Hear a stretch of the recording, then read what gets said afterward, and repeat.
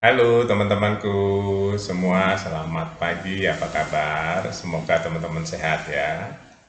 Teman-teman, hari ini tanggal 23 jam 6 pagi.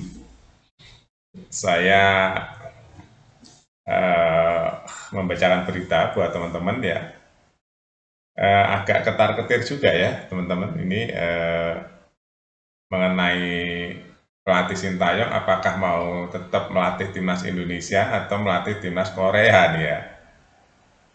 Wow, ini deg-degan juga teman-teman. Para pecinta timnas ini kan mendukung Sintayong untuk melatih timnas Indonesia terus ya sampai Indonesia mendunia ya.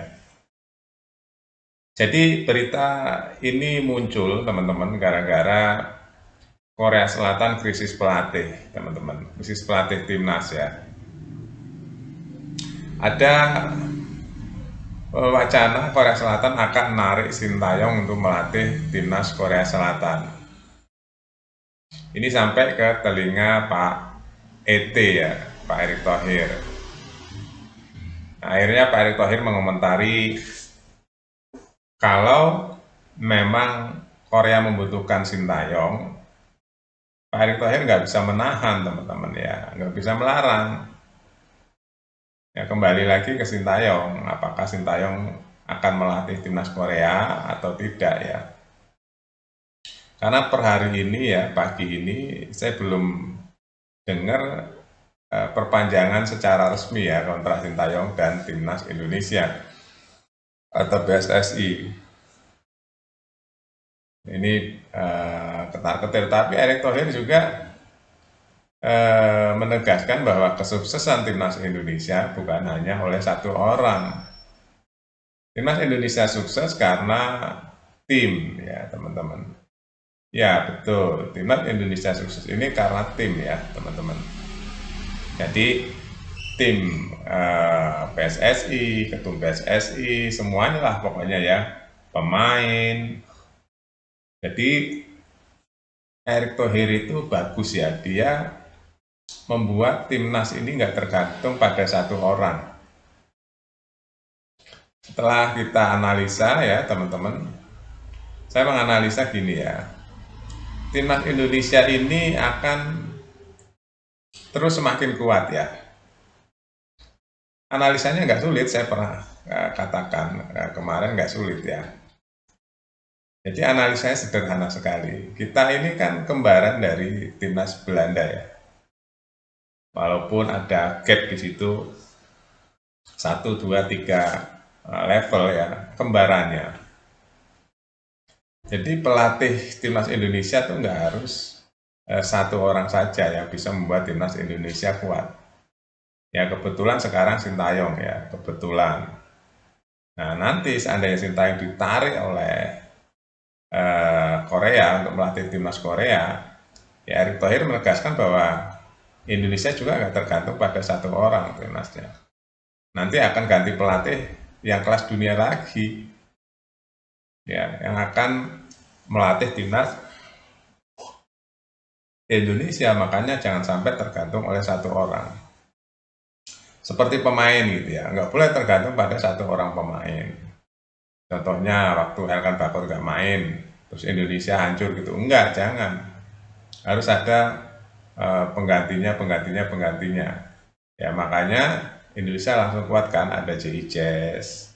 Ya itu yang dimaksud dengan Pak Eto ya, Pak Erick Thohir. Jangan sampai timnas tergantung pada satu orang saja.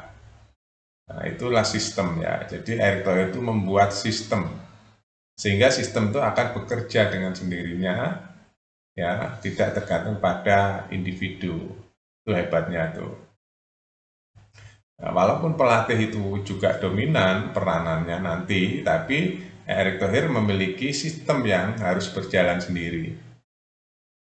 Sehingga nanti seandainya ya ada pemain eh, gelandang umpamanya, gelandang yang nggak main, masih ada pelapisnya. Begitu juga ada striker yang nggak main karena cedera gitu ya. Juga ada penggantinya.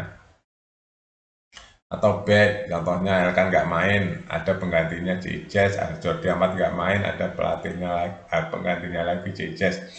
Jadi Indonesia stabil kualitasnya. Seperti Jepang, yang itu contoh salah satunya Jepang juga ya. Jepang itu kan pelapis-pelapis yang bagus-bagus tuh berlimpah ya. Jadi selalu stabil kan dari dulu Jepang itu. Stabil teman-teman, karena di dalam negaranya udah disediakan nih kualitas-kualitas pemainnya. Banyak sekali ya, dari universitas-universitas, dari sekolah-sekolah. Mantul sekali ya teman-teman nih. Jadi saya siarkan ini pagi hari teman-teman. Mudah-mudahan ya, ini mudah-mudahan karena mungkin sudah mulai menyatu antara pemain dan pelatih. Mudah-mudahan Sintayong tetap melatih timnas Indonesia ya teman-teman. Karena hari ini memang supporter juga pada setuju, saya rasa ya 90% setuju ya bahwa Sintayong tetap melatih timnas Indonesia. Ini menunggu atau saya ya sedang menunggu ya, jadi netizen penggemar bola sedang menunggu apakah Sintayong akan melatih kembali ke negaranya atau stay di Indonesia. Itu teman-teman berita yang menurut saya penting ya, ini penting teman-teman. Kalau kita ngambil pelatih baru, wah itu adaptasi lagi ya, adaptasi lagi. Ya kalau si Erick Thohir nggak sulit ya, dia mencari pelatih-pelatih kelas dunia nggak sulit. Ya banyak sekali link-link di dunia sepak bola. Pasti kenal pelatih-pelatih dari Jerman, dari Belanda, dari pasti ya ada banyak ya. Nah kebetulan hari ini pelatih yang membawa Indonesia masuk ke round 3 itu Sintayong teman-teman. Kalau saya punya analisa ya, Erick Thohir ini nanti bisa ngambil pelatih yang kelasnya dunia, kalau nggak dari Jerman, dari Belanda. Ya, dua negara itu. Seandainya Sintayong kembali ke negaranya melatih timnas Korea Selatan, nah, saya rasa Erick Thohir akan mengambil pelatih dari dua negara, Jerman atau Belanda. Karena permainan Belanda dan Jerman ini karakternya sendiri teman-teman. Dan Indonesia hari ini kebanyakan hampir 80% ya, hampir 70-80% pemainnya pemain keturunan ya dari Belanda. Nah nanti kalau yang nangani orang pelatih Belanda dan atau pelatih Jerman itu akan connect teman-teman. Ya, sehingga Indonesia ngejar bergaris gitu ya, segaris dengan permainan Belanda atau Jerman, segaris teman-teman. Itu yang akan membuat timnas Indonesia rankingnya akan naik terus. Ya itu nggak sulit dianalisa teman-teman. Akan naik terus, konsisten gitu ya. Karena chemistry-nya pasti kena kalau dari dua negara itu. Oke teman-teman, ya kabar terbaik. ST juga baik. Seandainya ST yang melatih Korea Selatan, pasti Erick Thohir akan mengambil langkah yang penting juga ya, karena Indonesia sedang berkembang hari ini. Terima kasih teman-teman, sampai jumpa.